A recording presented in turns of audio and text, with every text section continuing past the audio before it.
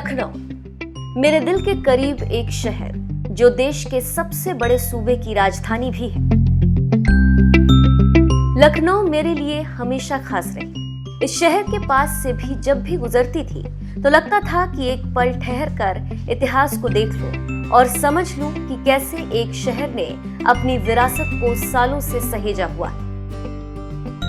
चाहे वो लखनऊ पर राज कर रहे नवाबों की विरासत हो या नवाब के दरबार में अंग्रेज हुकूमत का प्रतिनिधित्व करने वाले जनरल, सबको समझना चाहती थी। नवाब से तो मुलाकात के बाद लगा कि बस अब रेसिडेंसी को देखा।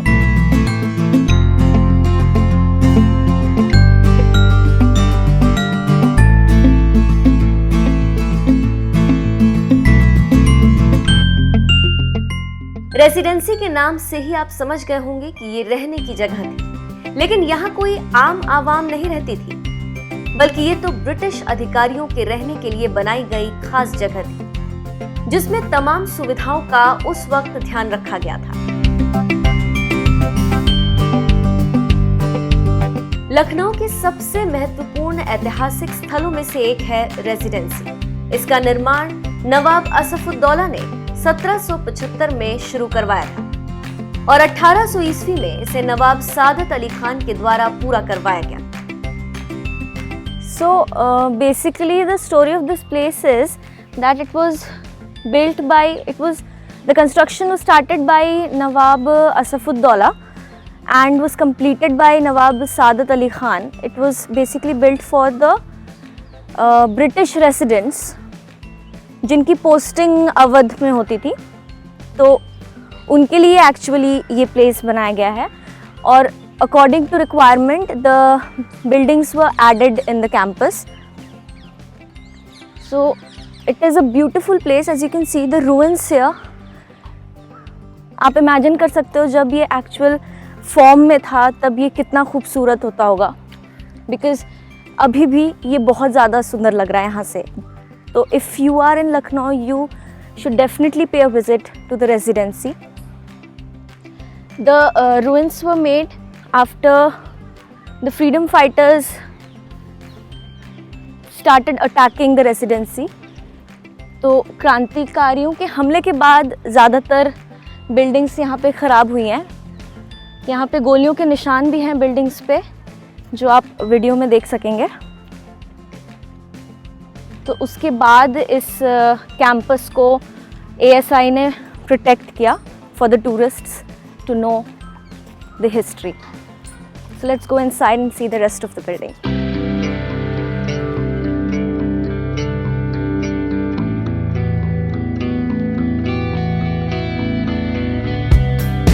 गोमती नदी के तट पर इसे बनाया गया था क्योंकि यहाँ अंग्रेजों को तमाम सुविधा मिल सके। इस पूरे परिसर का इतिहास भारत की आजादी से जुड़ा हुआ है। भारत की आजादी की पहली लड़ाई में लखनऊ के प्रसिद्ध घेराबंदी में एक महत्वपूर्ण भूमिका निभाई थी। रेसिडेंसी का एक प्रमुख हिस्सा अंग्रेजी बलों और भारतीय विद्रोहियों के बीच की लड़ाई में नष्ट हो गया था। युद्ध के बाद इसे जस का तस छोड़ दिया गया। रेसिडेंसी की टूटी फूटी दीवारों में आज भी तोप के गोलों के निशान बने हुए हैं। इस परिसर में एक खंडहर चर्च भी है, जहां एक कब्रिस्तान है जिसमें लगभग 2000 अंग्रेज सैनिकों, आदमियों, औरतों और बच्चों की कब्र बनी हुई। रेसिडेंसी परिसर में 1857 मेमोरियल म्यूजियम भी स्थापित किया गया है, जहां 1857 में हुई भारत की आजादी की पहली क्रांति को बखूबी चित्रित किया गया है। हर एक हिस्से को मेरे साथ देखिए। 1920 से रेसिडेंसी को संरक्षित किया जा रहा है।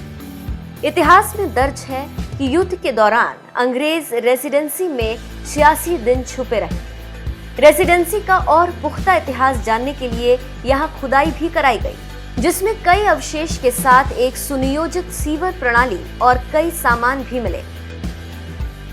रेसिडेंसी के अवशेष लगभग 33 एकड़ में फैले। यहाँ कई ऐतिहासिक इमारतें हैं जिनसे जुड़ी कई कहानियां। शुरू करते हैं बेली गेट से।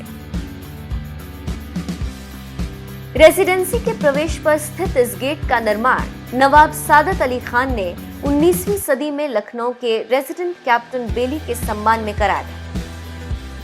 इसे गार्ड गेट के नाम से इसलिए भी जाना जाता है क्योंकि सैनिक इस गेट के ऊपर से दूर तक नजर रखते थे। अब आपको दिखाती हूं ट्रेजरी हाउस।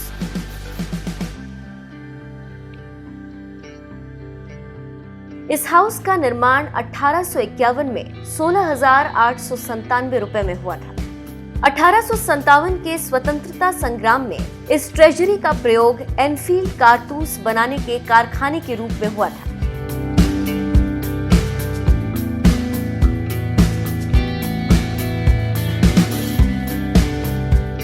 अब देखिए मेन बिल्डिंग को।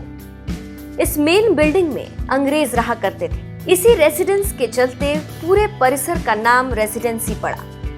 ये मूल रूप से 3 मंजिला थी। इसके पूर्व दिशा में इसका मेन गेट और पोर्टिको था। पश्चिम भाग में ऊंचे स्तंभों से बना एक चौड़ा बरामदा था जिसकी छत पर जाने के लिए घुमावदार सीढ़ियां थी। इस भवन में कई ऊंची खिड़कियां थी जिसकी छत इतालवी लोहे की छड़ों से सुरक्षित थी। इमारत के दक्षिण भाग में गहरे तहखाने थे जहां गर्मियों में रहने वाले अंग्रेजों को काफी राहत मिलती थी। 1857 की घेराबंदी के दौरान महिलाओं ने इसी भवन में शरण ली थी। मेन बिल्डिंग के ही एक हिस्से में म्यूजियम बनाया गया है। इस भवन में 1857 से पूर्व की स्थिति दर्शाते हुए रेसिडेंसी परिसर का मॉडल, लिथोग्राफ, खुदाई से निकले सामान, रेसिडेंसी की घेराबंदी का डायोरामा और कई ऐतिहासिक सामान मौजूद हैं।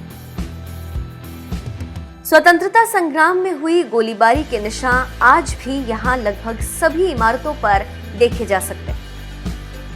ये निशान सोचने पर मजबूर कर देते हैं कि चारों तरफ से हो रही गोलाबारी का दृश्य कैसा हुआ होगा। संत मैरी चर्च और कब्रिस्तान भी इसी परिसर में। इस चर्च का निर्माण 1810 में गोथिक शैली के आधार पर हुआ था। आज ये कुल 2 से 3 फुट ही बचा है। इसी चर्च के अंदर एक कब्रिस्तान बनाया गया जिसका पहला उपयोग 1857 के युद्ध के बाद हुआ। उस समय लगभग 2000 अंग्रेज सैनिकों, आदमियों, औरतों और बच्चों को बिना अंतिम संस्कार के इस चर्च परिसर में दफना दिया गया। आज इस इमारत को देखरेख की जरूरत है। सरकार को चाहिए कि इस इमारत की देखरेख करे और इतिहास को बेहतर तरीके से संजोया जाए। तभी हम आने वाली पीढ़ी को भी इतिहास से रूबरू करवा पाएंगे।